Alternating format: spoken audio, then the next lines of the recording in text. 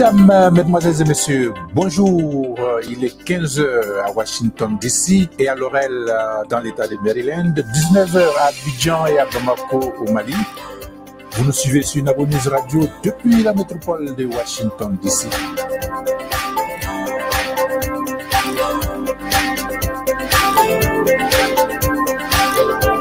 Une heure avec notre invité du jour, c'est pour maintenant.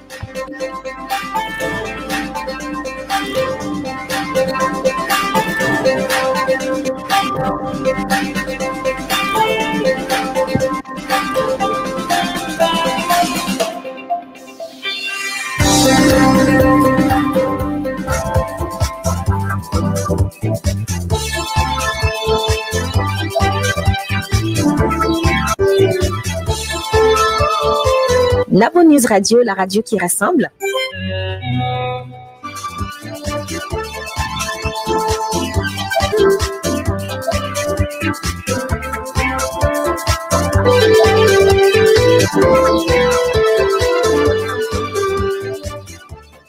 La qualité fait la différence.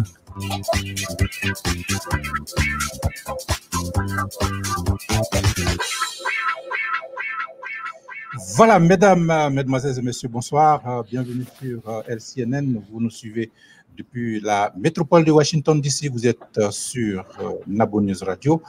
Nous avions proposé vous parler, disons, de la situation au niveau du Mali. Une heure avec notre invité tout à l'heure.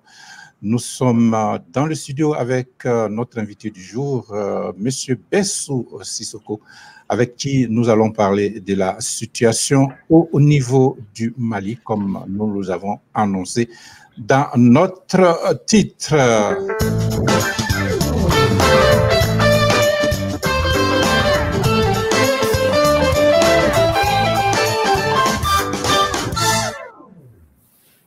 Le 18 août dernier, au niveau du Mali, le Mali a connu une rupture institutionnelle.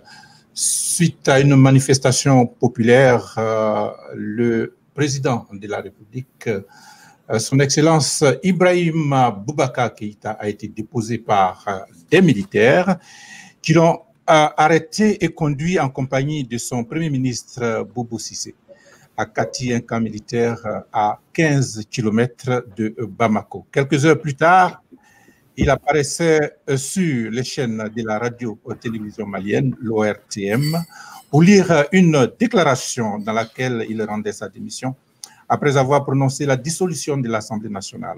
Près de 4 heures après cette déclaration, des hommes en uniforme sont apparus à leur tour à la télévision malienne, l'ORTM, pour s'adresser aux Maliens et à la communauté internationale au sein d'un comité national pour le salut du peuple, le CNSP, et ont décidé par la voix de leur porte-parole, le colonel-major Ismaël Ouagé, de prendre leurs responsabilités devant le peuple et devant l'histoire afin d'assurer la continuité de l'État et des services publics. C'est 2 jours plus tard que le nom de l'homme fort de la junte militaire sera connu, en la personne du colonel Assimi Goïta, nommé président du Comité national pour le salut du peuple, CNSP, qui à son tour réunira toutes les forces vives de la nation pour appeler à la reprise des activités. Les réactions, comme vous le savez, ne se sont pas fait attendre pour condamner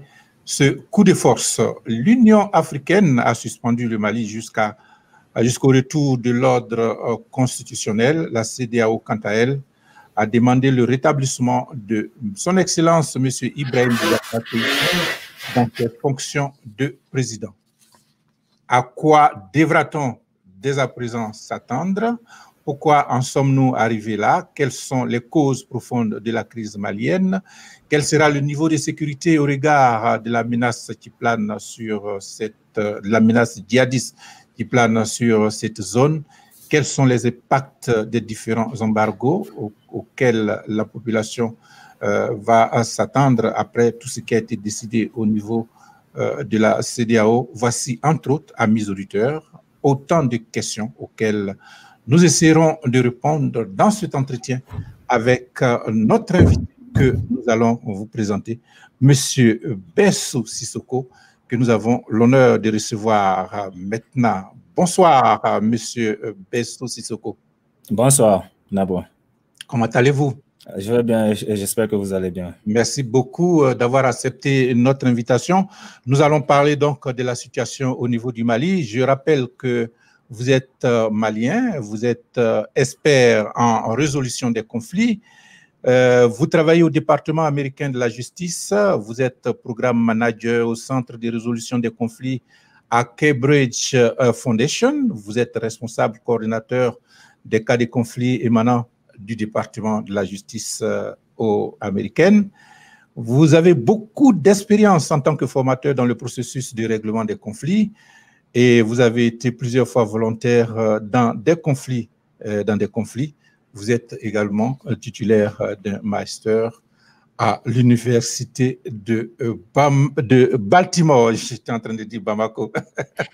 Voilà, alors merci d'avoir donc accepté notre invitation. Est-ce que la présentation que j'ai faite de vous est correcte? Il n'y a pas d'erreur? Vous voulez ajouter quelque chose? Juste une petite rectification au niveau du département de la justice américaine. Je ne travaille pas directement pour le département de la justice américaine. Par contre, je dirige leur programme de médiation des droits des personnes handicapées. Voilà, tout à fait. Voilà. Donc, c'est bien corrigé. Je crois que les auditeurs ont compris, mais vous êtes quand même un intellectuel avec beaucoup d'expérience.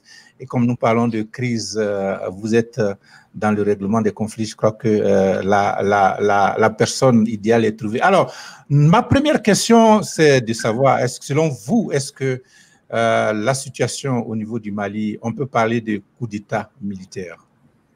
D'abord, je vous remercie de m'avoir sur le plateau et de nous donner l'opportunité de discuter de la crise qui secoue le Mali depuis certains mois. Parler de coup d'État, je pense que c'est politique. On a tendance à voir des deux côtés. Il y a d'autres qui parlent de coup d'État, il y a d'autres qui parlent de révolution populaire. Et je pense qu'à ce point, la sémantique n'a pas tellement d'importance.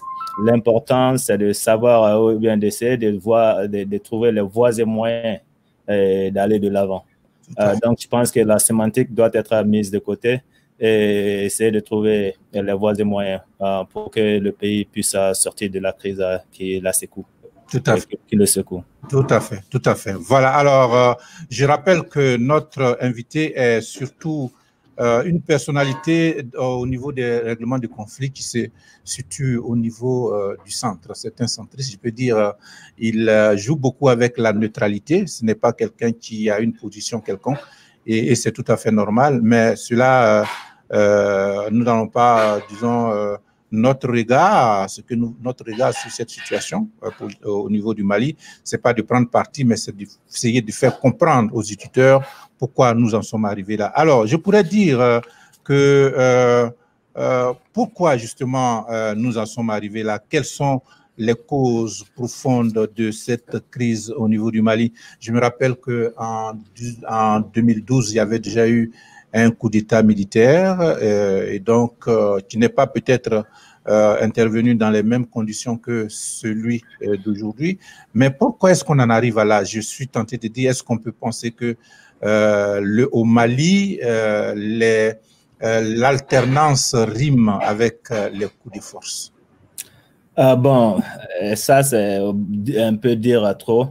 Mais je pense que, quand on parle des causes du conflit ou bien de la crise qui secoue le Mali aujourd'hui, il faut savoir que les causes ne sont pas seulement celles qui ont été récemment évoquées, mais qui remontent à l'indépendance qui part de 2012 et ensuite qui n'a pas été bien résolue. Et on vient en 2018, on a des élections. Et les élections contestées à un certain point.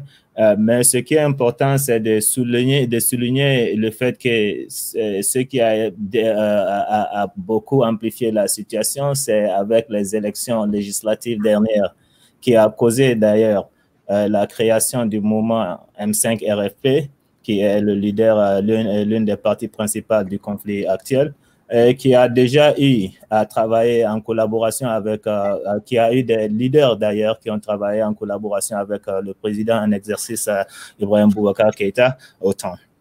Donc, retourner un peu vers l'arrière en 2013, par exemple, on voit, parce que pour parler de cause d'un conflit, il faut essayer de voir les relations entre les parties principales. Et dans ce cas, on a le M5-RFP qui est une des parties principales et le régime Ibrahim Boubacar Keïta, même si après, on a d'autres partis qui ont rejoint, comme le comité national pour le salut du peuple. Voilà, ce sont des parties principales, mais au départ, on a le M5-RFP et le président Ibrahim Boubacar Keïta qui se confrontaient. Mais avant la confrontation, en 2013, c'est le leader moral du M5-RFP, qui est l'imam Mohamed Diko, qui a endossé ou bâti campagne pour Ibeka en 2013 pour qu'il puisse être élu. Donc, d'une relation de coopération en 2013, on se voit à une relation de compétition où l'imam Diko, qui était auparavant un collaborateur, rejoint l'opposition en 2018 lors des élections. Bon, voilà. Ensuite, en 2018, les élections législatives qui ont été d'ailleurs très, très contestées et qui ont déjà enclenché la tension qui ont exhibé la tension entre les deux côtés. Donc, à ce point, déjà, il y avait maturité de négociation ou besoin de négociation pour désamorcer la crise ou bien, disons, la tension, puisqu'on n'était pas arrivé au niveau de la crise. Donc, on a la collaboration. Ensuite, on a la compétition des deux parties, choses avec Mahmoud Diko qui a rejoint le camp de l'opposition en 2018 lors des campagnes. Et on a des élections législatives qui ont été contestées. Donc, et qui a poussé, comme je l'ai dit auparavant, la création du mouvement M5-RFP et qui ont eu des démonstrations, des marches pacifiques comme la désobéissance civile pour désapprouver certains points. On pensait que bon, il y aurait des remaniements ou bien des comptes pour essayer de réviser la liste, les résultats des élections législatives. Mais bon, malheureusement, c'est ce qui a désamorcé la situation. Et on a vu les réactions, l'action et les réactions des deux côtés. Et voilà, puisqu'il faut reconnaître qu'au niveau de la tension, ce qui s'est passé, c'est que lors du mouvement, quand le mouvement M5-RFP est né, ils se sont réunis et ont montré leurs doléances, leurs demandes, ce qui a enclenché une sorte de négociation entre les deux parties.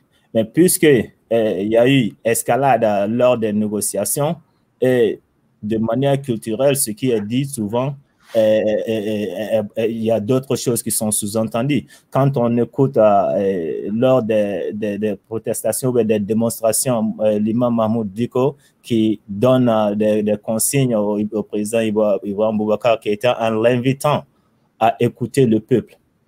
Et celui-ci, après, qui dit que voilà, le gouvernement va s'assumer, il tend les bras ouverts. Donc, on croyait que la situation, bien la tension allait se calmer, mais avec la réaction des forces armées, la Forçat qui a abouti à la perte en vie humaine, est l'une des causes qui ont précipité ce qu'on a aujourd'hui. Qui est la démission du président Ibrahim Boubacar Keïta, qui est la prise du pouvoir par les militaires et qui est encore la mise en place d'un gouvernement de transition qui se discute déjà. Donc, je pense que les causes sont profondes.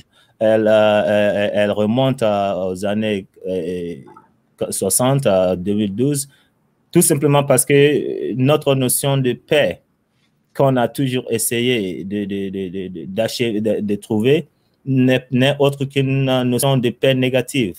C'est-à-dire, on a une absence totale de violence, mais de violence directe, mais cela ne veut pas dire qu'on n'a pas de violence ou bien d'inégalité dans le système politique, économique et social.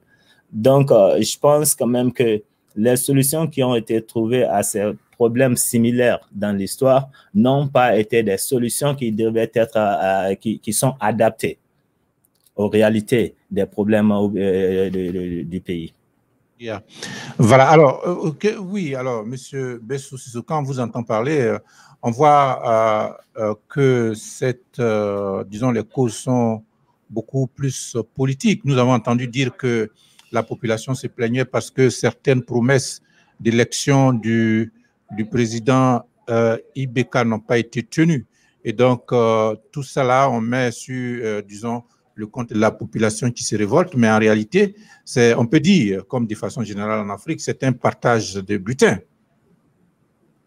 Effectivement, c'est un partage de butin. Bon, dans un contexte de conflit, il faut s'attendre à des intérêts, mais aussi il faut comprendre le genre de conflit à différents niveaux. Et donc, si on essaie de voir la méthode de gouvernance, les demandes ont été qu'on essaie d'éradiquer la corruption. Il y a aussi un conflit au niveau d'échange d'informations. Lors du premier mandat du président Ibrahim Boubacar Keïta, avec l'achat de l'avion présidentiel. Donc, il y a eu différents chiffres qui a dès lors joué à la confiance entre les gouvernés et les gouvernants, donc qui a déjà suscité une distance entre la population et le pouvoir.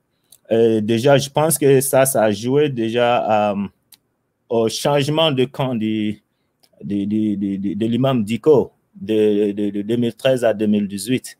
Et voilà, parce que la gestion des affaires n'était pas tellement à la hauteur de l'aspiration de la population. Et comme vous avez parlé de l'Afrique, en général, dans un pays où les aspirations sont beaucoup plus élevées que les réalisations, on a tendance à avoir ce genre de manifestations. Par contre, si les réalisations sont à la hauteur, avec les capacités qui sont mises, ou bien les ressources qui sont mises à la disposition du gouvernement, et on voit les réalisations qui sont assez, voilà, on a tendance à percevoir une sorte de paix et de stabilité. Donc, je pense que pour la population, ce n'est pas quelque chose, c'est tout à fait légitime pour une population de faire des demandes. Je pense qu'il aurait dû, le conflit, nous ne devons pas regarder le conflit comme quelque chose de négatif. C'est une opportunité pour les partis de venir ensemble, de discuter des différences d'opinion, d'idées et de faire sortir quelque chose qui va servir à l'opinion publique ou bien le bien public. Donc, les revendications ont été faites. Ça, ce n'est pas la cause du conflit. La cause du conflit est qu'il n'y a pas eu d'opportunité de discuter afin de pouvoir ressortir de cette discussion des solutions amicables et qui sont satisfaisantes à toutes les parties. Oui. Alors oui, si on revient donc justement sur, parce que en tout état de cause, c'est la population qui est l'élément fondamental, je veux dire, qui est quand on écoute les politiciens également dans leur programme de gouvernement, au moment où ils veulent prendre le pouvoir, ils disent beaucoup de choses et qui ne sont pas véritablement de la réalité, puisque sur le terrain, on se rend compte que la demande est plus forte que l'offre. Donc, ça peut peut-être susciter des conflits, des soulèvements populaires et tout, mais cela met toujours en cause, de mon point de vue, disons, l'offre des politiciens qui n'est pas en conformité avec la réalité. Je veux dire quoi? Je veux dire qu'avec vous aussi, si on prend ceci en considération, cela n'exclut pas des conflits à venir, puisque dans le même angle, tous ceux qui seront au pouvoir qui vont aspirer au pouvoir vont dire les mêmes choses. Est-ce que cela règle véritablement le problème? Effectivement, c'est d'ailleurs c'est la raison pour laquelle j'ai parlé de causes profondes qui remontent jusqu'aux années 1960, parce que les méthodes sont les mêmes, les dialogues ou bien la paix. Parce que quand on intervient, on a vu différentes sortes d'interventions depuis le début de la crise malienne. Mais il faut savoir l'objectif de la crise ou bien de l'intervention, je veux dire, l'objectif de l'intervention. Si l'objectif de l'intervention est de prévaloir ou bien de faire en sorte qu'il y a une paix, quel qu'en soit, que ce soit une paix négative ou bien positive, cela engage les intérêts des parties prenantes. Donc, si les parties prenantes ont intérêt à faire en sorte qu'on a seulement affaire à une solution qui va répondre à des préoccupations ou bien qui va nous mener à un environnement paisible, mais de manière négative. D'abord, je voudrais souligner d'abord la différence entre la paix négative et la paix positive. La paix négative, c'est quand il y a absence de violence directe. Et la violence directe, c'est violence physique, tout ce comme le fusil, quelqu'un poignarde quelqu'un, alors qu'on a d'autres sortes de violences. Donc, on peut parler de violence systématique qui est dans le système social, économique, comme les inégalités dans les opportunités, les inégalités dans les écoles. Toutes sortes d'inégalités, c'est dans le tissu social, c'est dans la politique, c'est dans les lois. Donc, si on voit la paix négative comme étant notre objectif principal, alors on va continuer à revenir sur le même conflit. Par contre, si on regarde, notre objectif est de parvenir à trouver une paix positive qui n'est autre que l'absence de toutes sortes de négations. Par exemple, dans la paix négative, on parle de problèmes, mais on parle aussi des sources du conflit. Qu'est-ce qui a causé ce conflit? Est-ce qu'en trouvant des solutions aux problèmes sans toucher à la racine, est-ce que c'est une solution? Voilà, c'est donc ce qu'on doit essayer de voir. L'objectif, essayer de revoir l'objectif des interventions, des interventions non seulement endogènes, mais des interventions de l'extérieur. Et comprendre que les nations disposent de très bonnes capacités de relever ce genre de défis. Si on se donne, si on essaie de voir l'objectif qu'on essaie de se donner. Moi, je pense que dans notre situation, à chaque fois qu'on voit les mêmes conflits se répéter, c'est tout simplement parce qu'on ne touche pas à la racine de ce conflit. On essaie de résoudre le problème de la corruption, par exemple, et on discute d'un problème qui vient de se passer et on passe. On ne sait pas de voir pourquoi est-ce qu'il y a eu corruption, à quel niveau il y a eu corruption, quelles sont les lois qui parle de ce genre de situation. Est-ce qu'il y a des lois déjà qui parlent de ce genre de situation? Puisque si on arrive à résoudre ce genre de questions, on n'aura pas besoin de faire de perdre trop de temps à résoudre des problèmes qui se répètent.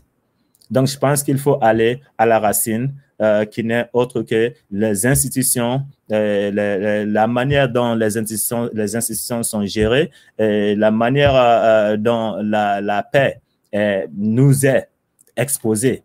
Parce qu'on vient, on nous dit, bon voilà, il faut arrêter de vous entretuer, mais il y a combien de jeunes qui sont dans les rues aujourd'hui à Bamako ou bien au Mali, tout simplement parce qu'ils ne vont pas à l'école?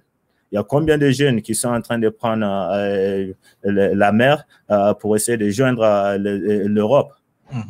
Tout ça, ce sont des formes de violence. La violence n'est pas seulement les armes qui sont visibles à l'œil nu, mais c'est aussi dans les institutions. La seule différence, c'est que quand quelqu'un prend des armes, on a la capacité de le pointer du doigt. Mais quand c'est dans le système, quand le crime vient du système, c'est impossible d'indexer quelqu'un. Donc, ce qui fait la distance entre une violence structurelle et une violence directe. Donc, on a tendance à nous donner la violence directe et notre objectif a toujours été de trouver une paix, mais la paix négative. Une fois qu'on fait partir les armes, on suppose qu'il y a la paix dans le pays. Mais quelqu'un qui ne mange pas n'est pas en paix. Quelqu'un qui n'a pas de boulot n'est pas en paix. Quelqu'un qui n'a pas son futur garanti n'est pas en paix. Nous sommes ici aux États-Unis, vous et moi. Le besoin, la théorie des besoins humains, des besoins de base humaine, qui ne sont, si les gens vont aller en conflit, quand ils se sentent que leurs besoins de base ne sont pas satisfaits. Donc, qu'est-ce qu'on a vu au Mali? Il y avait des besoins, des revendications des enseignants, article 39, et il y avait, à cause de l'article 39, les écoles sont fermées, mais avant ça, il y a eu le problème d'insécurité qui a poussé certaines choses. Donc, on voit déjà que la désobéissance civile qu'on a vue était la réaction d'une sorte de violence qui n'est pas visible à l'œil nu. On parle d'inégalité, quand on parle de contrôle des ressources, par exemple, qui prend quel poste, on parle de népotisme, on parle de l'entourage du président et de son entourage. Bon, voilà, et aussi, il faut voir les manières de négociation parce que je pense qu'on pouvait éviter d'arriver là où on était, là où nous sommes. Si les intervenants qui sont, par exemple, la CEDEAO, avaient intervenu à temps. Parce qu'il ne faut pas attendre que, comme je l'ai expliqué auparavant, dans une relation, la relation est un continuum de 5 phases. Et il y a la coopération, il y a la compétition, la tension, et voilà. Ensuite, il y a le conflit et la crise. Là, ce que la CEDEAO a fait est d'attendre jusqu'à ce qu'on atteigne la phase de la crise pour intervenir. Alors qu'on pouvait intervenir quand déjà il y a eu des tensions. Anticiper. Donc, voilà, anticiper en quelque sorte. Voilà. Donc, l'intervenant doit avoir la capacité d'anticiper, mais aussi, il faut aussi donner la chance aux protagonistes, aux parties principales, de puiser dans leurs propres mécanismes de gestion de conflit. On sait qu'au Mali, il y a une institution indépendante qui est appelée médiateur de la République. Donc, je me pose la question si le médiateur de la République a été saisi lors de la tension pour essayer de désamorcer tout à fait un peu les choses. Et si tel a été fait, si le médiateur a fait cela, on ne sait pas. Bon, quand même, ce n'est pas officiel que je sache, mais je pense qu'on a des mécanismes en place qui peuvent nous aider à engager des dialogues, des concertations pour qu'on puisse sortir de cette crise. Mais il fallait au moins ça. J'espère que le Mali sera une leçon pour les autres pays de la CEDEAO. Voilà. C'est ce que nous espérons tous. Je voudrais saisir cette occasion pour, disons, revenir sur le mécanisme de résolution des conflits. Est-ce que, de façon générale, vous êtes un expert dans ce domaine? Est-ce que cela prend, est-ce qu'on peut faire un parallèle entre le règlement de conflit en cas de force, en cas de coup de force, ou alors le règlement de conflit de façon, je dirais, ordinaire? Dans ce cas d'espèce, quels sont les problèmes selon vous auxquels vous pourrez être confrontés dans un tel cas? Très intéressant. Quand vous observez les différentes parties principales, on voit que chacune des parties a une manière spécifique d'obtenir les demandes qu'elle a mises sur la table. Par exemple, le mouvement M5 RFP a choisi la désobéissance civile et les forces de l'ordre, on dira qu'ils ont choisi la force. Et le président Ibrahim Boubacar Keïta, on dirait, bon, avec les morts qu'on a vus au Mali lors des marches du 10 juillet, 11 juillet, 12 juillet, on dirait on pourrait dire qu'il y a eu usage de force là-bas. Et maintenant, en ce qui concerne ce que cela peut se faire, les partis agissent en fonction de leur position, en fonction de leur pouvoir. Donc, quand on essaie de mettre en place une stratégie d'intervention, il faut voir les intérêts des différentes parties. Il faut aussi voir leur peur, de quoi est-ce qu'ils ont peur. Il faut voir leur position. Et ce qui s'est passé au Mali, c'est qu'au début, les partis étaient positionnés. Le M5 vient et dit, bon, voilà, on veut la démission du président. Et le président vient et dit, bon, voilà, moi, je reste là pour finir mon mandat. Et ce qu'on constate, c'est que les partis se sont bloqués sur les positions au lieu de se focaliser sur les intérêts. La position, c'est la démission. Et quels seront les intérêts? Pour trouver l'intérêt, il suffit de poser la question, pourquoi cette position? Et pour le M5 RP, c'était la corruption, c'était la mauvaise gouvernance, c'était ceci, c'était cela. Pour le président, sa position était que non, je reste pour finir mon mandat et l'intérêt, c'est que j'ai été élu de manière démocratique. Ce qu'on a observé, c'est que les négociations, parce que pour aller en médiation, d'abord, les partis négocient. On parle de médiation seulement quand il y a faillite en négociation. D'accord. Les deux côtés se sont engagés dans les négociations et ce qu'on a vu, c'est cette compétitivité entre les deux parties qui a donné une dimension d'ailleurs individuelle parce qu'à un certain moment, on voit l'autorité morale, Imam Dicko, qui s'adresse directement à Ibrahim Boubacar Keïta. Et voilà, lors des négociations, on envoie certaines personnes à remettre l'alerte de démission à Ibrahim Boubacar Keïta et celui-ci ne leur donne pas accès au palais. Donc déjà, il n'y avait pas d'opportunité d'engager ou encore d'engager des discussions qui pourra permettre aux partis de laisser leur position et de se focaliser sur les intérêts. Tout à fait.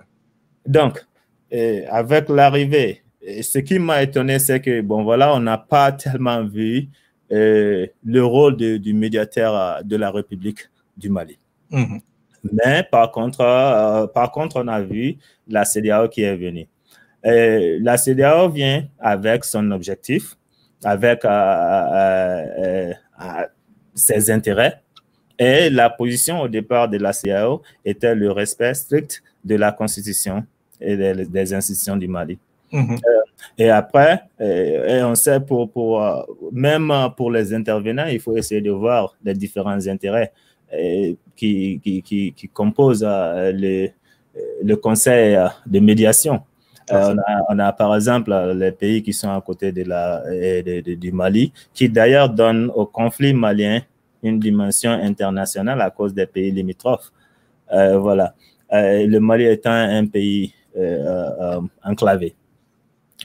Donc, les intérêts de certains présidents de la CEDEAO seraient de voir le Mali respecter la Constitution et les règles de la Constitution. Par exemple, la Guinée-Conakry et la Côte d'Ivoire qui se verront dans les élections dans quelques mois seront aux élections présidentielles. Donc, il y a une théorie en gestion de conflit qui est appelée la théorie de privation relative. On regarde chez son voisin. Et si mon voisin arrive à respecter 2 mandats, pourquoi pas chez moi? Voilà. Donc, si les Guinéens regardaient au Mali, et il y a eu cette insurrection populaire, pourquoi pas en Guinée? On l'a vu, le printemps arabe nous a donné l'exemple. C'est comme ça a commencé. On regarde le voisin, mais si le voisin arrive à se construire de bonnes écoles, à se construire de très beaux hôpitaux, à avoir toutes sortes de biens. C'est-à-dire, quand un individu se voit privé des besoins de base, il n'y a pas de négociation, surtout quand au Mali, le problème est devenu un problème d'identité. On voit aussi, il y a 75% du territoire malien qui a été tourné en zone rouge. Oui, on va y revenir hein, sur l'aspect sécuritaire. On parlera de cette zone rouge parce que là aussi, c'est une situation qui est préoccupante, cette menace, disons, djihadiste. Mais je voudrais qu'on revienne maintenant sur ce qui va se passer. On reviendra sur les condamnations, les blocus et tout ça, mais qu'est-ce qui va se passer réellement maintenant? Je sais que le Comité national de salut du peuple, pour le peuple, a, disons, fait des réunions avec justement la classe, je dirais la classe, je dirais pas la classe politique, mais toutes les forces vives, généralement les secrétaires administratifs, pour relancer les activités. Et donc, sur cette base, est-ce que pour que la vie reprenne, est-ce que sur cette base, on peut vraiment considérer que c'est une reprise effective dans la mesure où il y a aussi les condamnations d'autre part? Est-ce qu'on peut véritablement penser que la vie pourrait reprendre? Et ça, dans un autre sens, ma question, on est habitué au fait que, de façon générale, la junte militaire vient avec de très bonnes intentions, très souvent, pour essayer de, disons, mettre en place une transition, céder le pouvoir aux civils. Mais après un certain moment, lorsque cette transition dure, souvent, les choses se compliquent. Est-ce qu'on peut véritablement faire confiance à cette junte militaire? Absolument, je pense qu'on peut la faire confiance. On peut lui faire confiance. Tout simplement parce qu'ils l'ont dit dans leur déclaration. Et puis, je pense que le peuple malien est plus que déterminé. Mais quand on essaie même parce qu'il faut voir l'objectif du Conseil national pour le salut du peuple. Leur objectif est de mettre en place une transition qui durera, comme ils l'ont dit, pour 9 mois afin de mettre en place un président l'année prochaine. Donc, je ne vois pas pourquoi pas.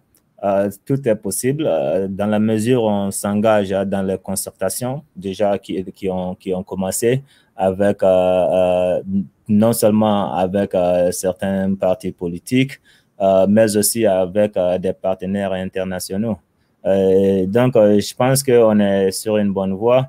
Et en ce qui concerne la CEDEAO, on remarque aussi que la position rigide qu'avait prise la CEDEAO est maintenant flexible selon les informations qu'on lit sur le net. Donc, je pense qu'il y a cette volonté, puisque entre la population et les populations ouest-africaines et la CEDEAO, il faut continuer ou bien il faut renforcer ce climat de confiance entre les deux parties. Et ce qui s'est avéré cette fois-ci est que, bon, voilà, le peuple malien réclame une légitimité et la méthode ou bien l'approche qu'utilise la CEDEAO et qui est basée sur son protocole de gouvernance et de sécurité. Et donc, je pense que les condamnations ou encore l'embargo est de principe. Et je pense qu'avec le temps, déjà le principal partenaire international, qui est la France, a montré une certaine souplesse. Mais je pense que je suis optimiste. Je suis optimiste et dans la mesure où les besoins de la situation et de la population seront satisfaits, Et je pense que je ne vois pas pourquoi les militaires resteront au pouvoir. Ils ont déjà dit qu'ils sont prêts à remettre le pouvoir aux civils. Et voilà, je ne vois pas pourquoi ce sont les professionnels. Voilà, souhaitons que cela se passe ainsi. Et donc, nous allons continuer notre entretien pour revenir sur, disons, l'aspect sécuritaire. Nous avons un petit souci avec notre invité pour revenir sur l'aspect sécuritaire. Et donc, là, les différentes organisations sous-régionales ont pris certaines positions. Comme je le disais tantôt, l'Union africaine a suspendu le Mali jusqu'à ce que l'ordre constitutionnel soit rétabli.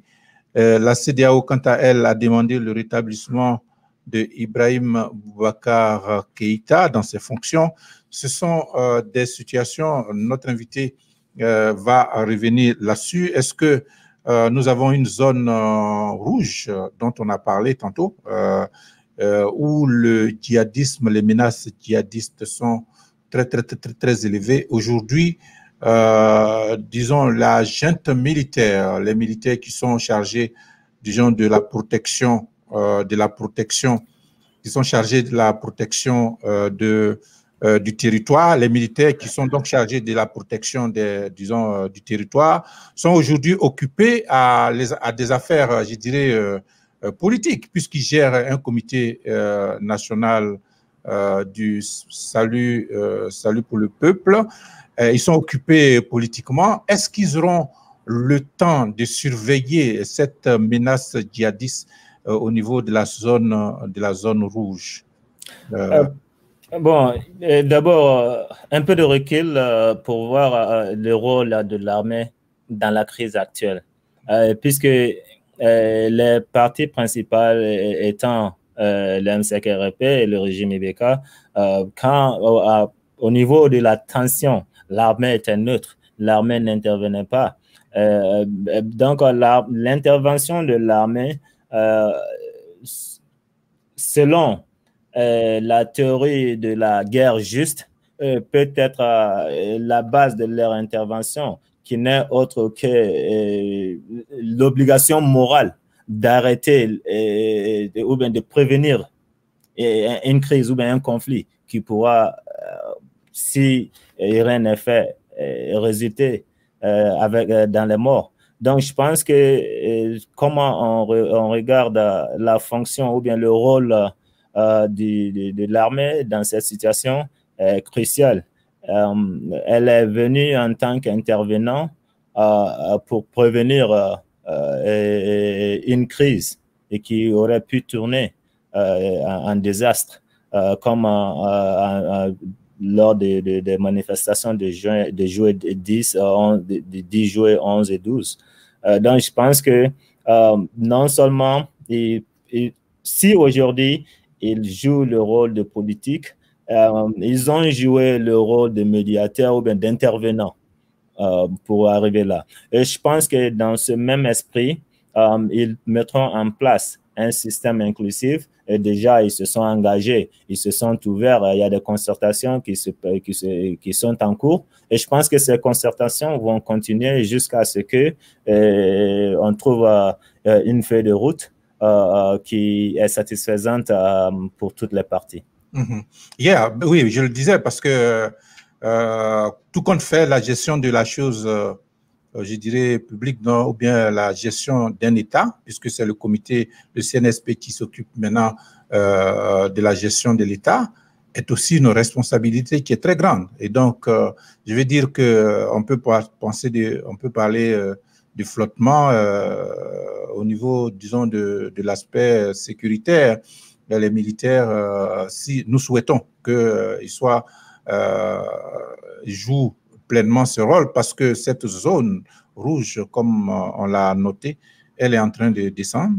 Et on voit bien que le Mali est un centre où, si il bascule, qui peut prendre toute cette zone-là pour descendre jusqu'à dans les pays qui sont au niveau du sud du Mali. Donc, c'est une préoccupation, je dirais, internationale également. C'est pour justement cela, il est souhaitable, de mon point de vue, que cette transition, au lieu qu'elle soit militaire, peut-être civile, fera le point. Qu'est-ce que vous en pensez? La transition ne sera pas militaire. Elle aura une composante diverse, faite de diverses de partis politiques, de la société civile. Et voilà, je pense que jusque-là, ce qu'on voit, c'est qu'il y aura 6 postes pour les militaires et le reste sera réparti entre d'autres entités. Donc, la transition, elle ne sera pas une transition militaire. Elle sera une transition inclusive parce que le pays en a besoin. Les militaires sont venus dans cette optique de faire en sorte qu'il y a une inclusivité, qu'il y a un accès égal aux institutions de la République, mais aussi que la population a des aspirations qu'il faut voir. Et l'une de ces aspirations est de faire en sorte qu'il y ait une certaine légitimité au niveau du pouvoir. Et cette légitimité est de faire en sorte qu'il y ait des élections crédibles, démocratiques dans les mois à venir. Et l'équipe qui prend de l'avant, bien que ce soit les militaires, comportera aussi des civils, des responsables politiques et la société civile. Nous allons revenir sur la décision, disons, des instances régionales de l'Union africaine et de la CEDEAO, qui au départ, je crois que la CEDEAO mène en ce moment une mission à Bamako, au Mali, pour essayer de revoir leur position initiale, qui était carrément, disons, la condamnation, mais surtout le blocus total jusqu'à ce que l'ordre constitutionnel puisse revenir. Est-ce que cela est possible? Et en l'état actuel des choses, ils ont même demandé le rétablissement du président Ibrahim Boubacar Keïta dans ses fonctions. Est-ce que vous pensez que cela est possible dans l'état actuel des choses? Pour que cela soit possible, je pense qu'il doit y avoir unanimité au sein de la CEDEAO, parce que je pense qu'il y a problème à ce niveau. Il n'y a pas de consensus à ce que le président Ibrahim Boubacar Keïta retourne à ses fonctions. Tout simplement parce qu'il y a une démission qui a été remise. Donc, politiquement, ça causera problème, comme l'a dit certains chefs d'État au sein de la CEDEAO. On dira que la démission a été faite sous pression, n'est-ce pas? Bon, dans un camp militaire, faire une déclaration.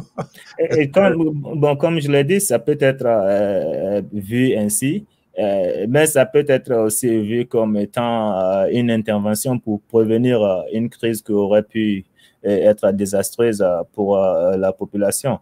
Parce que il faut savoir que l'importance qui est accordée au sang versé lors de la marche du 10, 11 et 12 juillet a été symbolisé par la population et remonté au mouvement du 26 mars 1992, ce qui est symbolique pour la population malienne. Donc, en ce qui concerne la CEDEAO et leur décision peut-être de revenir sur leur position initiale, je pense que la CEDEAO comprend maintenant qu'avant d'intervenir, il faut essayer d'observer, d'analyser les sources de pouvoir que l'autre partie peut avoir.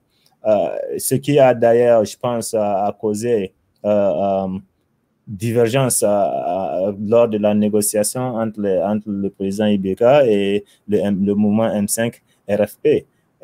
Parce que, bon, voilà, si le mouvement M5 RFP avait été connu comme étant un mouvement légitime avait été reconnu, je pense qu'il y aurait des négociations auraient pu être faites de manière différente. Mais une fois qu'on ne reconnaît pas l'autre en tant qu'individu qui mérite une place à la table, qui mérite une discussion, voilà, déjà, on met cette personne sur la défensive.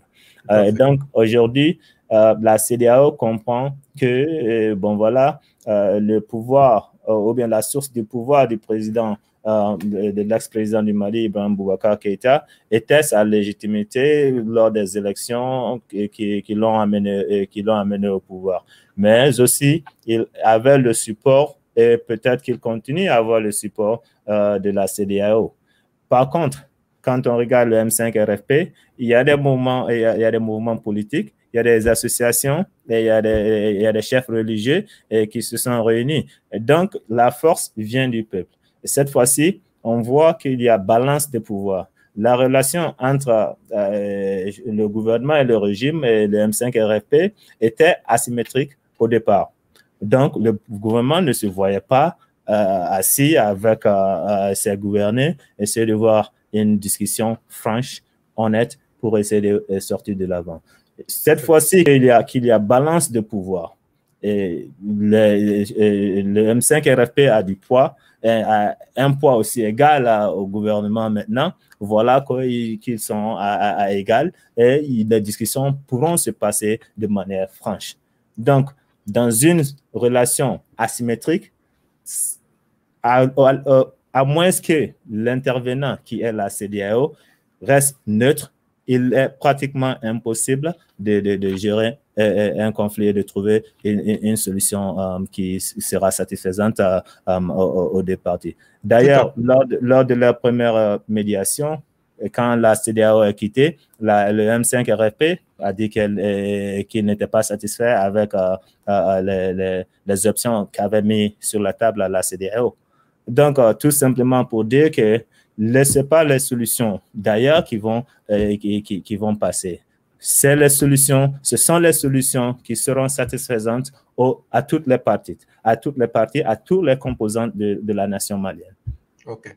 Alors, amis auditeurs, vous nous suivez, si vous nous prenez en marche maintenant, sachez que vous nous suivez sur Nabo News Radio. C'est depuis la métropole de Washington, D.C.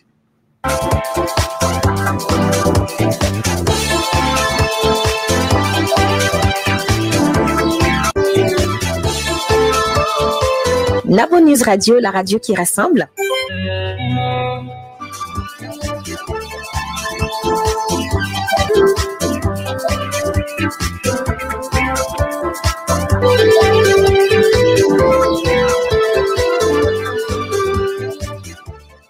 La qualité fait la différence.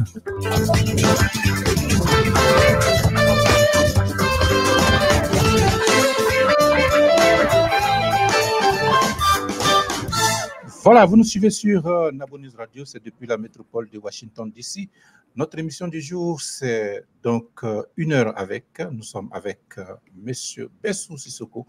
Il espère dans le règlement des conflits. Nous jetons un regard sur la crise malienne, en savoir un peu davantage sur les causes de cette crise et quelle attitude à tenir maintenant, quel sort sera réservé donc à nos frères maliens dans cette situation. Alors, nous allons, disons, dans le dernier volet de notre émission qui va bientôt s'achever, parler donc de la suite. Quel sort attend donc la population malienne devant cette situation? Est-ce que avec tous ces blocus, ils peuvent espérer avoir quelque chose? Quelqu'un me disait que c'est l'occasion rêvée donnée à la population malienne et au peuple malien aujourd'hui de revoir, disons, sa souveraineté économique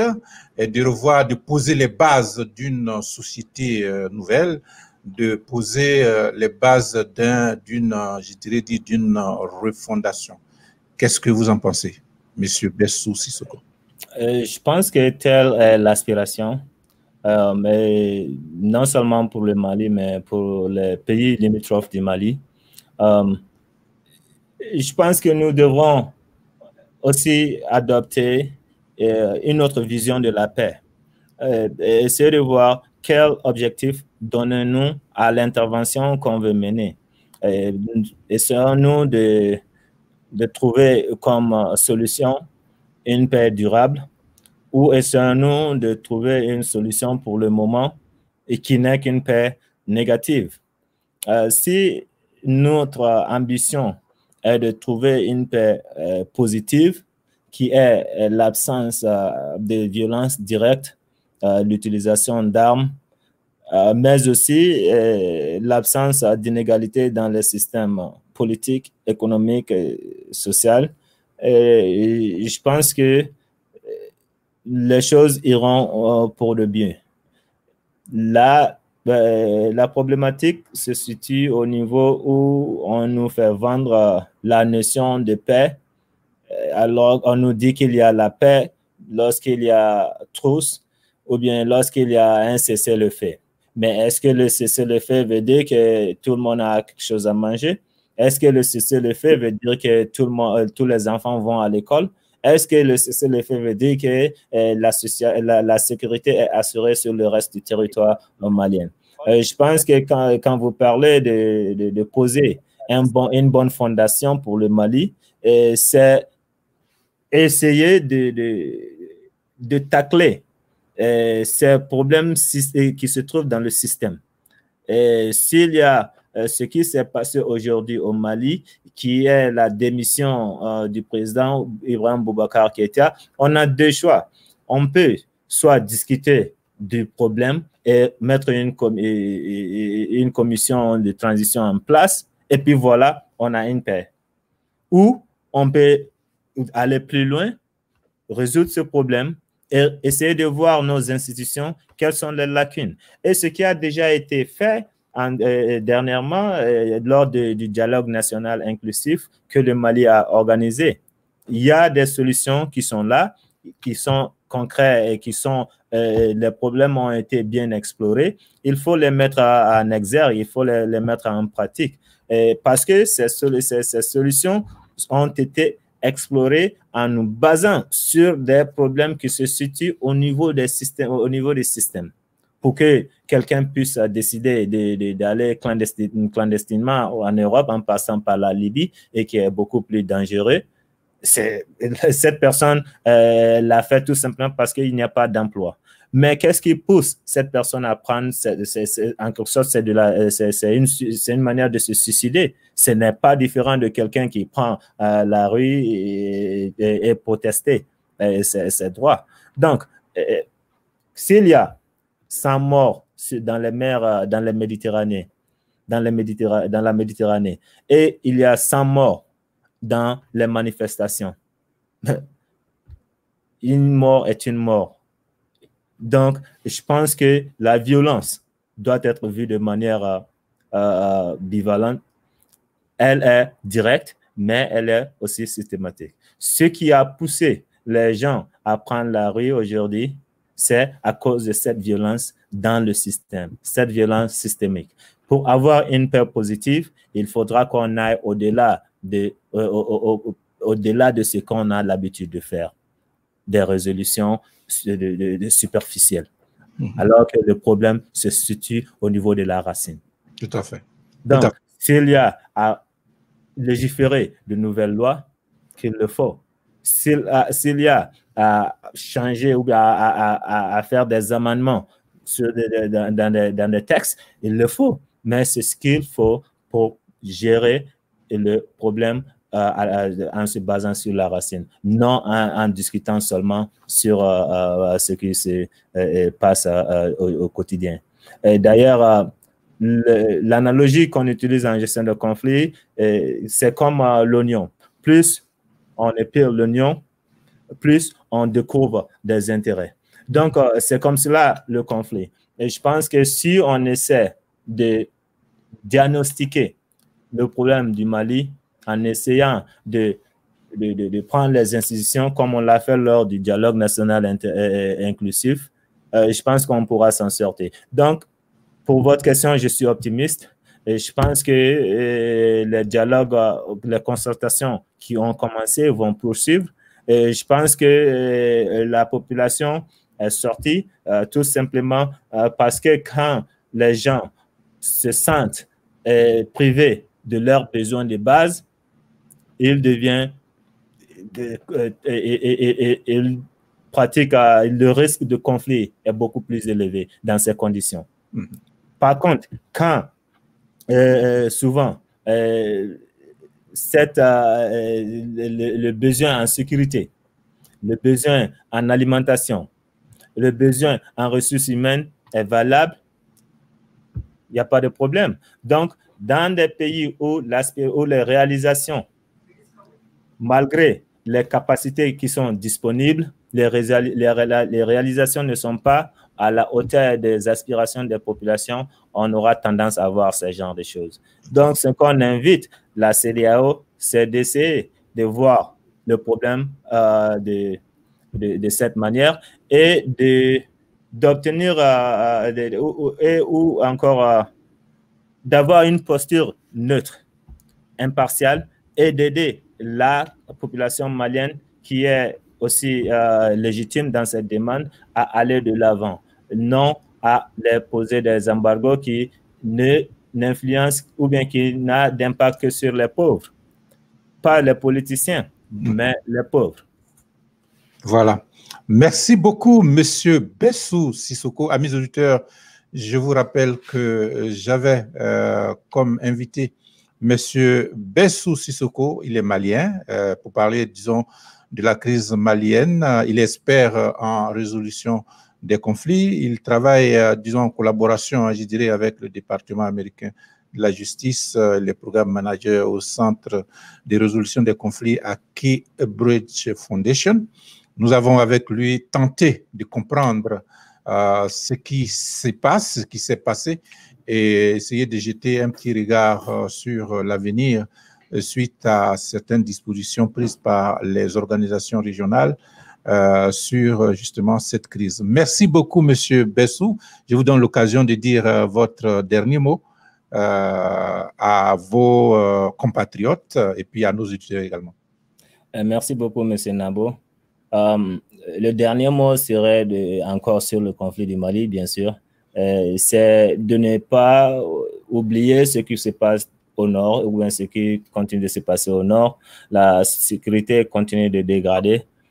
Donc, pour la résolution de la crise actuelle, il serait beaucoup plus recommandable de faire en sorte que les groupes armés du Nord puissent participer aux concertations pour que ce qui se prépare soit quelque chose d'inclusif, pour que tous les bras des fils, tous les fils du Mali puissent se réunir pour que le Mali puisse sortir de cette crise encore plus fort que jamais, unis et voilà, pour un avenir meilleur.